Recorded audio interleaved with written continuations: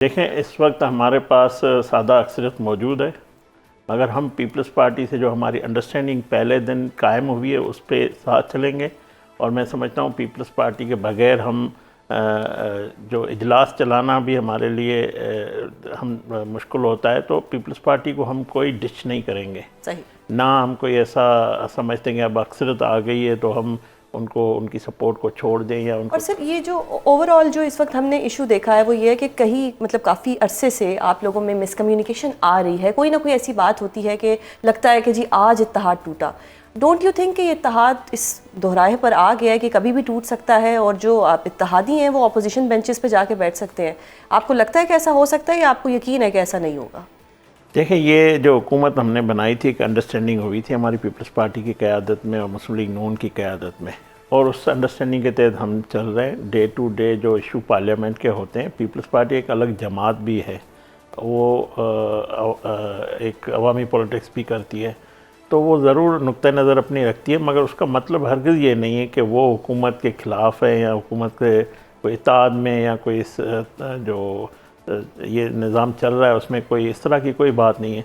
और हम सब जो है इस जिस सिंध सूबे में पीपल्स पार्टी की हुकूमत है, PTI की KPK में, पंजाब में मुस्लिम लीग नून की है, बलूचिस्तान हमारी इत्तेहादी हुकूमत मुश्तरका हुकूमत है, तो ये सारा एक अंडरस्टैंडिंग के साथ चल रहा है। बाकी ज़ाहिर है पार्लियामेंट में डे टू डे मामलात होते हैं, हुकूमत की पॉलिसियों पे उनका नुक्ता नज़र जो हुकूमत के अलग जमात है वो रखती है। मगर आप देखें, वज़ीर आज़म शहबाज शरीफ साहब ने जिस तरह PDM का 16 माह का चलाया था, और इस वक्त भी पीपल्स पार्टी की सपोर्ट को लेकर वो चल रहे हैं, और बहुत अच्छी कोऑर्डिनेशन है हमारी पीपल्स पार्टी से, और उसकी रहनुमाई सदर ममलकत आसिफ अली ज़रदारी साहब भी करते रहते हैं। वज़ीर आज़म का उनसे भी हर वक्त रब्ता होता है, चेयरमैन बिलावल भुट्टो साहब से भी अच्छी कोऑर्डिनेशन है। तो ऐसी कोई बात नहीं है। ये ज़ाहिर है पार्लियामेंट में कोई इस तरह का मामला हो जाए या कोई अवामी इश्यूज़ पे या पॉलिसीज़ पे कोई नुक्ता नज़र आता है, तो हम दिल से उनके जो तहफ़्फ़ुज़ात होते हैं वो दूर करते हैं। सही। नवीद का भी फरमाया कि नून लीग को अभी हमारी ज़रूरत है पार्लियामेंट में। बेशक उनकी नंबर गेम पूरी है, but they still need us. आप क्या कहेंगे इस पे? देखें, इस वक्त हमारे पास सादा अक्सरियत मौजूद है, मगर हम पीपल्स पार्टी से जो हमारी अंडरस्टैंडिंग पहले दिन कायम हुई है उस पर साथ चलेंगे। और मैं समझता हूँ पीपल्स पार्टी के बग़ैर हम जो इजलास चलाना भी हमारे लिए हम मुश्किल होता है, तो पीपल्स पार्टी को हम कोई डिच नहीं करेंगे। सही।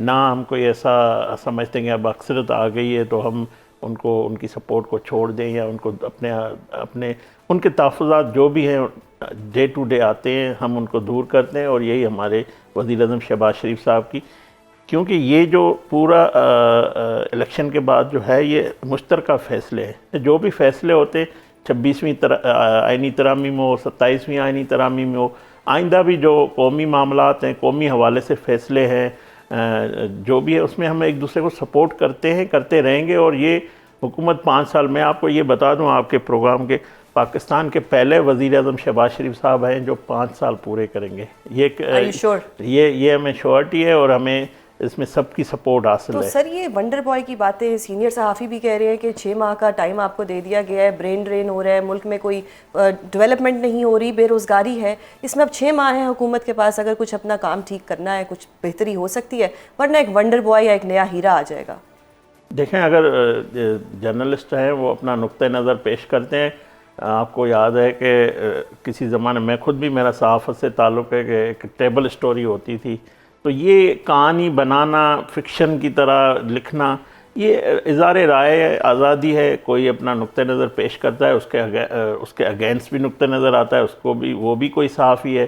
तो ये बिल्कुल मैं आपको ये, क्योंकि जिस तरह पाकिस्तान को मईशत को, मुल्क को दुरुस्त सिमत में वज़ीर आज़म शहबाज शरीफ साहब लेके जा रहे हैं, और जो हमारे field marshal CDF chief of army general Asim Munir साहब हैं, जिस तरह मईशत के लिए मुश्तरका फ़ैसले करके जो पाकिस्तान को फ़ायदा दे रहे हैं, तो ये पाकिस्तान के हक़ में है कि ये जो वज़ीर आज़म शहबाज शरीफ साहब की क़यादत में फ़ैसले हो रहे हैं, ये 5 साल की कंटिन्यूटी, और हम तो चाहते हैं कि हुकूमती पॉलिसियों का तसलसल हो।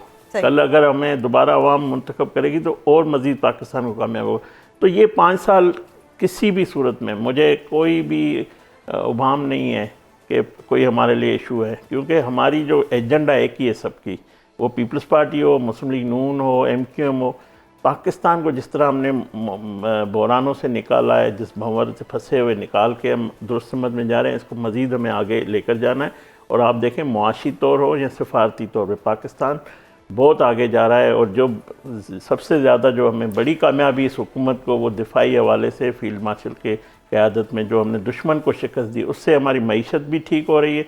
सिफारती तौर पे भी पाकिस्तान की जो है आवाज़ दुनिया में गूंज रही है। सही। सर अब बताएं कि PTI कैंप से आज एक नई खबर आई है कि जी मिसाक जमहूरियत के लिए जमहूरी कुव्वतों को दावत दी जाएगी और उनसे साइन करने का कहा जाएगा, तो क्या हुकूमत इसको सपोर्ट करेगी और कोई मिसाक जमहूरियत पर साइन करेगी?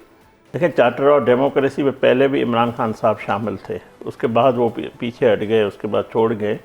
मगर चार्टर ऑफ डेमोक्रेसी बिल्कुल नेशनल डायलॉग होना चाहिए, मगर उनसे तो बातचीत नहीं हो सकती जो वफाकी पॉलिसीज़ हो, सूबा ना माने, खुसूसन तौर पे अफ़गानिस्तान के हवाले से जो उनका मौक़िफ़ है, वो रियासत के साथ, हुकूमत पाकिस्तान के साथ नहीं खड़े हैं।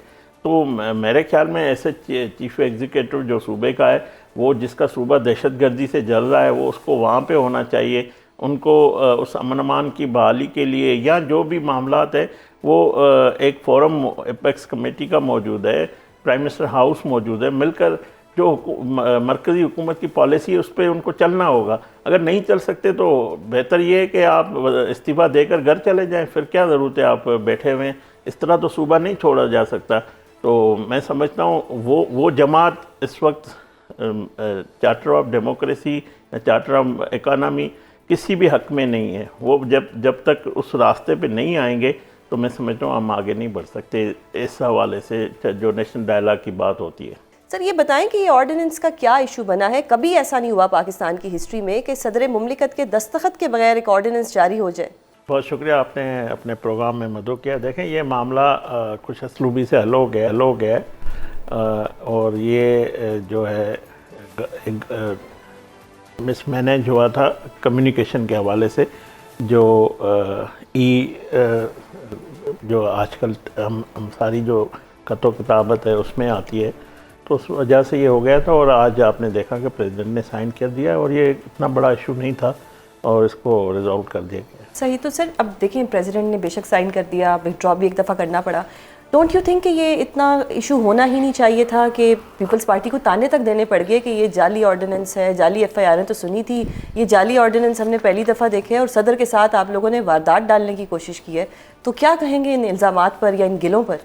देखें, मैं इसका जवाब नहीं देना चाहता। जो बातें हुई है, अब मुझे सारा मामला खुशअस्लूबी जब हल हो गया तो इसमें इतना वो बड़ा अब कोई इबाम नहीं है कि हम इस पर डिस्कस करें।